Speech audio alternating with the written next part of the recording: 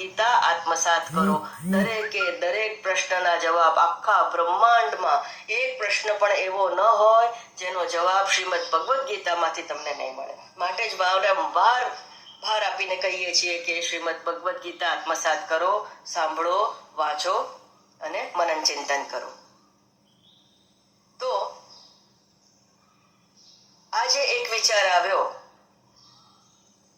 કે પૂર્ણ વિશ્વાસ, આ પૂર્ણ વિશ્વાસે જ શ્રી કૃષ્ણ પરમાત્માએ અર્જુનજીનું જીવન રથની લગામ જે છે અર્જુનજીની, માત્ર આ રથ એટલે આ યુદ્ધભૂમિનો રથ જ નથી સાચવ્યો.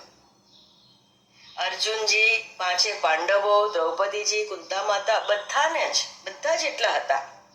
એ બધાના જ જીવન રથને સાચવ્યા છે. આપણો પણ જીવન રથ એ જ કૃષ્ણ પરમાત્મા સાચવશે, એ જ સાચવશે. ક્યારે? જ્યારે અર્જુનજી જેવો 100% વિશ્વાસ આપણને હશે. બધું એની પર છોડી દો.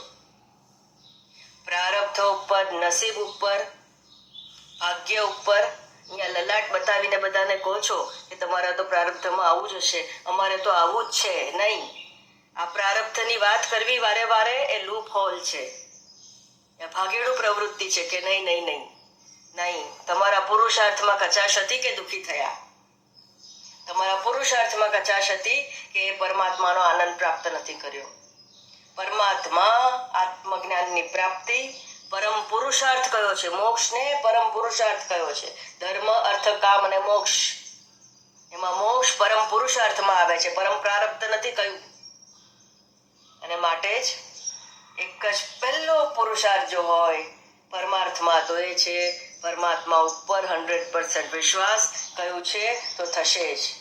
તો આજથી અર્જુનજી જેવો વિશ્વાસ લાવીએ કે પરમાત્મા આપણા જીવન રથનું સારથી કર્મ કરે. સારથી કર્મ એટલે પરમાત્મા પાસે કંઈ કામ નથી કરાવવાનું. ઘણો ઊંચો છે, ઘણો મોટો છે. પરમાત્મા આપણા જીવનનો પ્રેરક બને. મારા શરીર, મન, બુદ્ધિનો જે સંગાત છે એની પાસે એવા કર્મ પરમાત્મા કરાવે જે એની ઈચ્છા હોય.